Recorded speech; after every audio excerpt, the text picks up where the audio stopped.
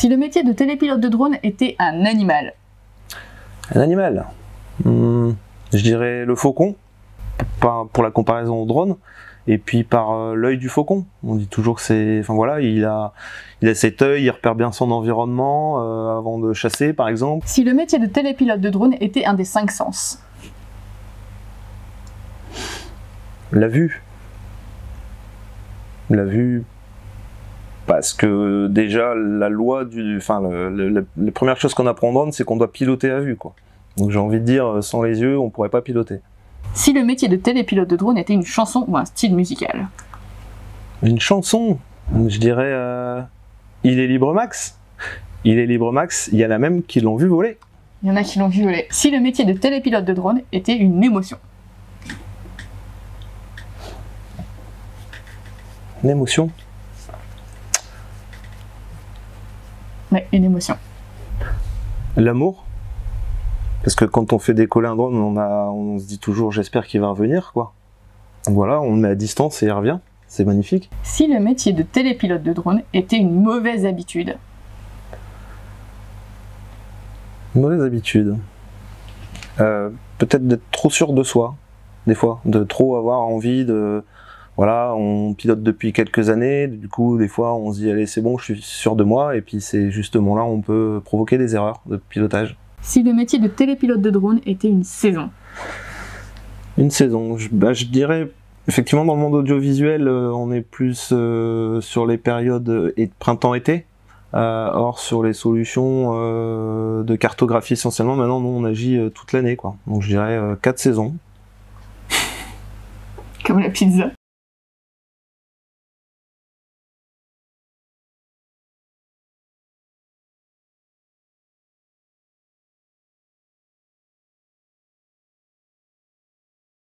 Tu voulais faire quel métier quand tu étais petit?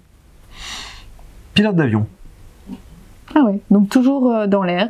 Ouais, pilote d'avion, c'était mon rêve d'être comme un oiseau et de pouvoir voler et d'aller où je voulais. Quand j'étais petit, je me posais pas les questions, mais c'était de partir d'un point A et de pouvoir aller à un point B facilement et rapidement.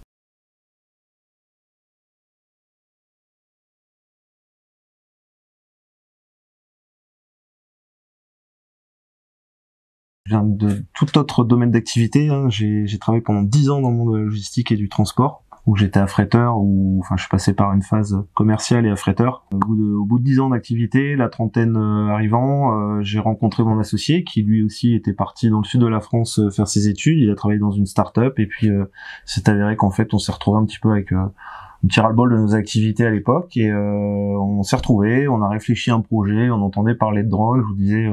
des petits rêves de vol quand j'étais petit. J'ai été aussi un petit passionné de modélisme, sur le modélisme plutôt terrestre, sur la petite voiture.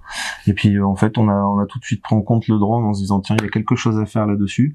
Et le drone était vraiment connu dans le monde, commençait à être connu dans le monde audiovisuel. Et nous, on s'est dit on va vraiment s'orienter sur les secteurs techniques. Ce qu'on fait, voilà, déjà aujourd'hui depuis 9 ans.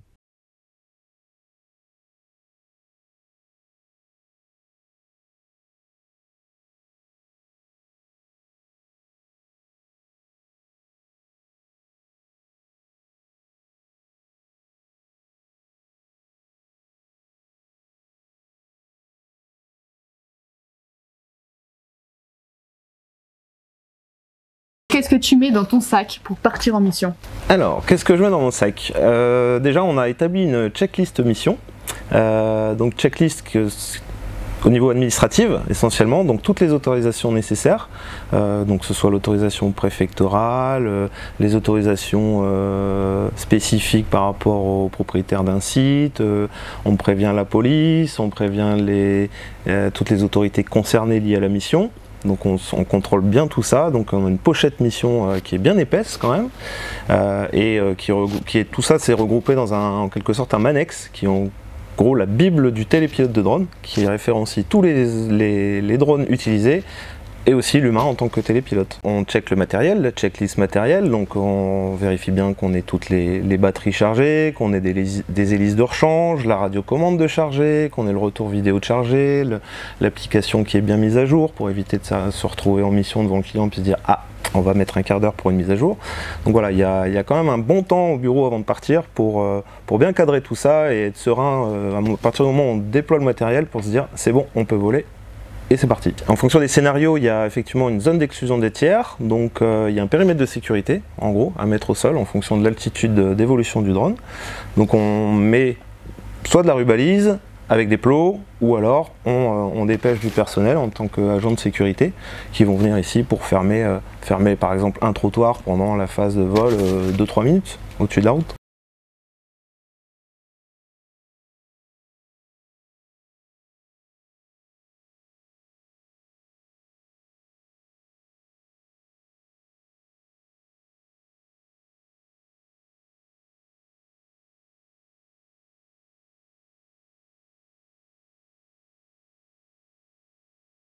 Quel est le pire truc qui te soit arrivé dans ton activité? Prestation assez technique pour une inspection en intérieur dans une industrie suite à un sinistre incendie.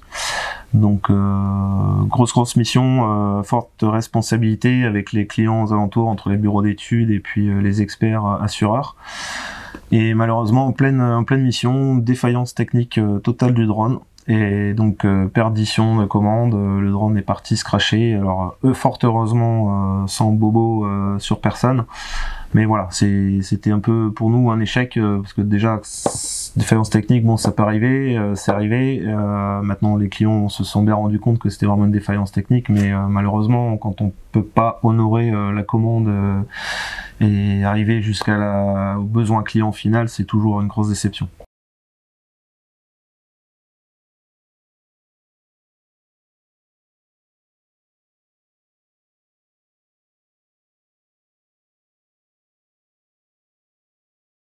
Quelle est ta morning routine? Morning routine. Donc déjà réveil, café, douche. Ensuite je m'interdis d'ouvrir ma boîte mail. Je consulte pas mes mails. Je me prends 10 minutes, je m'octroie 10 minutes pour me faire ma to-do list de la journée avec les points les plus importants. Ensuite, seulement ensuite j'ouvre ma boîte mail pour faire 3-4 relances clients le matin. Ensuite j'arrive au travail, petit point d'équipe, et puis après la journée démarre pour la partie opérationnelle.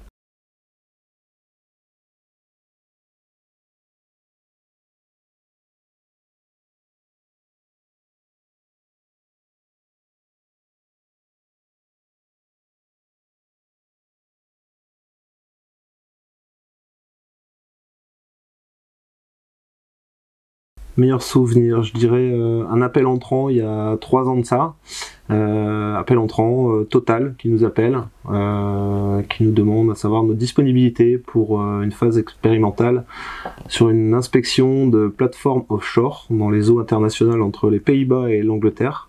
Et du coup sur le coup on s'est dit oui bien sûr on est disponible, bon, on n'y croyait pas trop hein, pour être tout à fait honnête, et puis en fait c'est avéré que 5 jours après la mission a été déclenchée, donc pour moi c'était une de mes meilleures missions en termes d'expérience, très honnêtement, avec le déplacement sur les bateaux. On est parti 3 jours, et puis là on a opéré pendant 2 jours sur des plateformes gaz, sur un prototype. Alors le drone n'était pas prototype, mais sur le développement d'un prototype chez Total pour l'inspection de la qualité de l'air autour des plateformes offshore.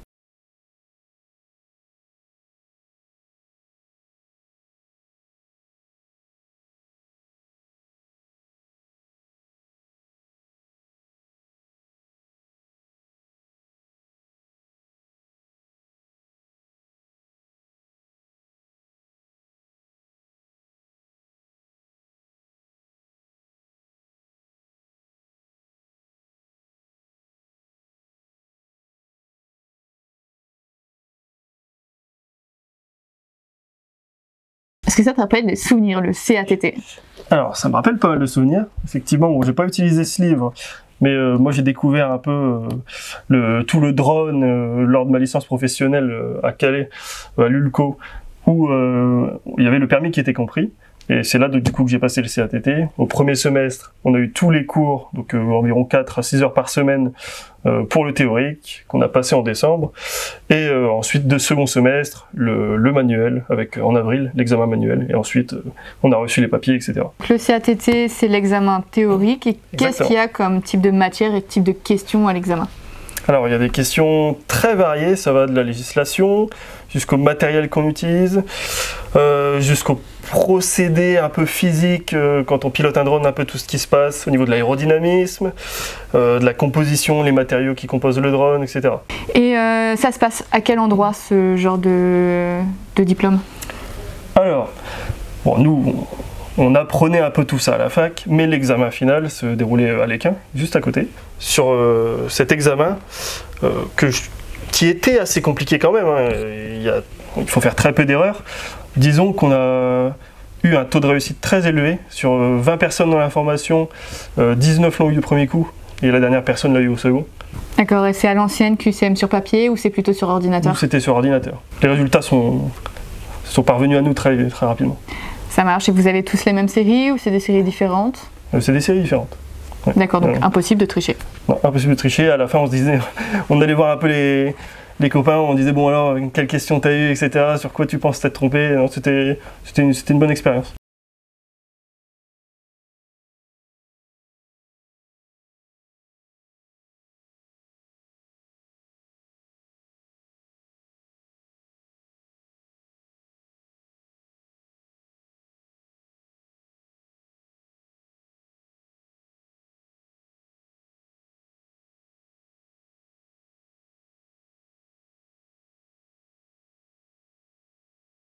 Mon entourage de mon métier, clairement, ils ont toujours pris confiance à ce qu'on a voulu faire. Ils ont eu beaucoup de doutes quand même au début, de crainte par rapport à déjà aux années dans lesquelles on a créé l'entreprise. Voilà, parce que je suis responsable d'une famille. Voilà, il fallait assurer de ce côté-là.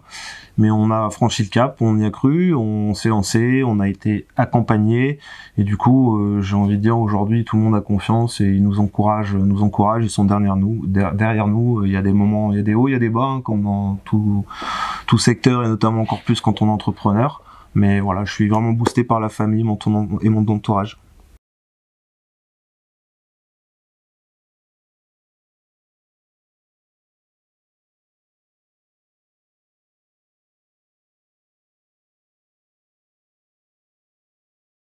Roulis, lacet, tangage, gaz. Ce sont les 4 ordres que l'on peut donner au drone, c'est-à-dire les gaz montée-descente. Roulis, c'est droite-gauche. Lacet, c'est quand il va tourner sur lui-même sur son axe Z. Et voilà. T'as oublié tangage. Et le tangage, c'est avant-arrière. NFZ. NFZ qui veut dire No Fly Zone. En fonction de la zone d'évolution du drone, il s'avère qu'il y a des zones complètement interdites, notamment sur les stades par exemple, les prisons, certains sites privés comme les centrales nucléaires également. Donc on appelle ça No Fly Zone, sur lesquelles les professionnels peuvent les débloquer sous certaines conditions. GSD. GSD, c'est pour apporter de la précision centimétrique sur les restitutions en cartographie notamment. Il faut savoir qu'un drone a une position GPS de l'ordre du mètre, et nous on vient importer des relevés complémentaires, les GSD, hein, c'est des relevés de cibles au sol, des cibles topographiques pour apporter la grande précision à la restitution finale au client. Nuage de points. Nuage de points, c'est la première phase de photogrammétrie, donc la technologie utilisée, c'est-à-dire qu'à partir de multitudes de photos géoréférencées qu'on aura acquises au préalable, que ce soit sur un bâtiment ou sur un terrain, on va lancer ça dans le logiciel de photogrammétrie en apportant les GSD notamment, et puis ça va nous modéliser dans une première phase un nuage de points densifié qui va nous permettre de générer multitude de solutions derrière, comme des orthophotоplans par exemple. Justement, c'est quoi une orthophotoplan? J'attendais la question. Orthophotoplan, en quelque sorte, c'est une énorme image 2D, hein, comme on peut voir sur du Google Earth ou Map. C'est une grande photo qui est géoréférencée en 2 dimensions, sur lesquelles voilà, on aura apporté toutes ces précisions-là, et qui va permettre au client de pouvoir générer des mesures, des surfaces, ou aussi qui peut aussi permettre pour des phases d'inspection, restitution d'inspection, de mesurer une surface sur une intervention éventuelle. DSM. DSM, c'est une carte que l'on va générer qui va permettre d'avoir un calque d'altimétrie par rapport à notre solution sur la 3D. Donc on va pouvoir visualiser le point le plus bas et le point le plus haut. Centrale inertielle. Si vous avez du vent en vol, le drone il va pouvoir automatiquement lui rester dans son axe avec une caméra totalement fixe sur le point qu'on veut filmer ou cartographier. Voilà. Ça permet la stabilisation. Ça permet de stabiliser le drone. Et la vue nadir?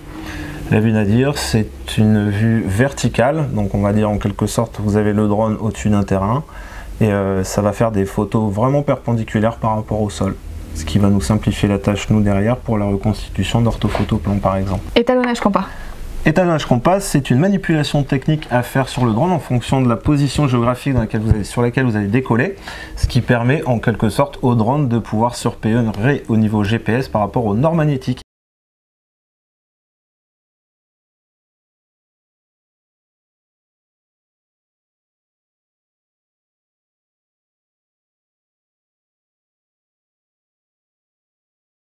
Quels sont les sites et applications que tu utilises dans ton métier?